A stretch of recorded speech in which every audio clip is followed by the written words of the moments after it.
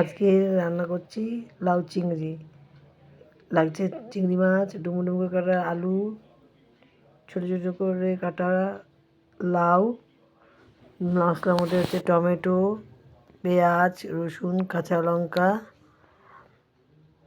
মাছের মধ্যে হলুদ দিলাম, লবণ দিয়ে ভালো করে মেখে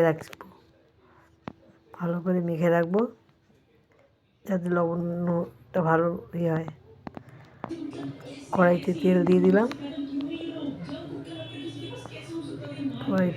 তেলটা গরম হচ্ছে, মাছগুলোকে ভালো করে ভেজে নিচ্ছি। লাল লাল করে মাছগুলোকে লাল লাল করে ভাজতে হবে।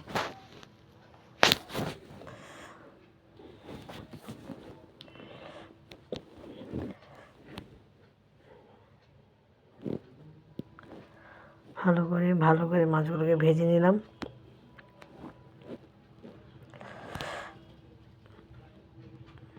মাছগুলো ভাজা হয়ে গেছে, এবার মাছগুলোকে তুলে রাখবো।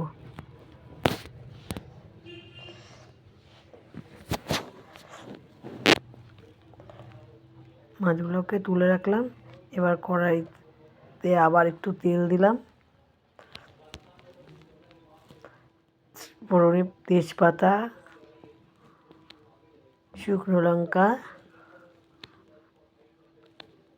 আর জিরে ফোড়ন ভালো করে গরম হবে, মশলাটা ভাজা ভাজা হবে।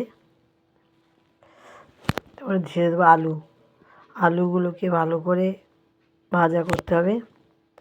ভালো করে ভেজে নিলাম। এবার ছেড়ে দিচ্ছি লাউগুলোকে দিয়ে ভালো করে আবার একটুখানি ভাজা ভাজা করতে হবে।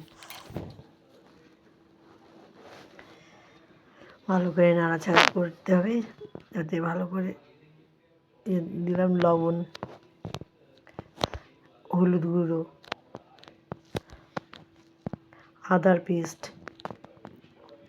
জিরের গুঁড়ো, ধনের গুঁড়ো। এবারে ভালো করে কষাতে হবে, ভালো করে একটুখানি ভালো করে কষাতে হবে।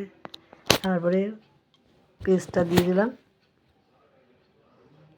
পেস্টটা একটু সামান্য জল দিয়ে ভালো করে কষাতে হবে। কষানোর পরে মাছগুলোকে ছেড়ে দিলাম।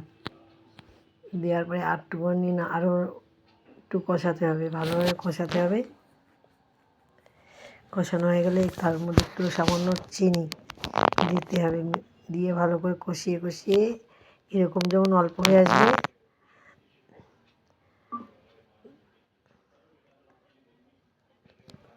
তারপরে ওতে গরম জল দিয়ে দেবেন। যার যতটা ঝোলের প্রয়োজন সেই মতন জল দেবেন। তারপর ঢেকে দেবেন যাতে 5 মিনিট ফুটবে। ফোটানো হয়ে গেছে, তারপর দিয়ে দিলাম গরম মশলা। দেওয়ার পরে ভালো করে একটুখানি নাড়িয়ে চাড়িয়ে বন্ধ করে দেবেন। ব্যাস, কেমন হয়েছে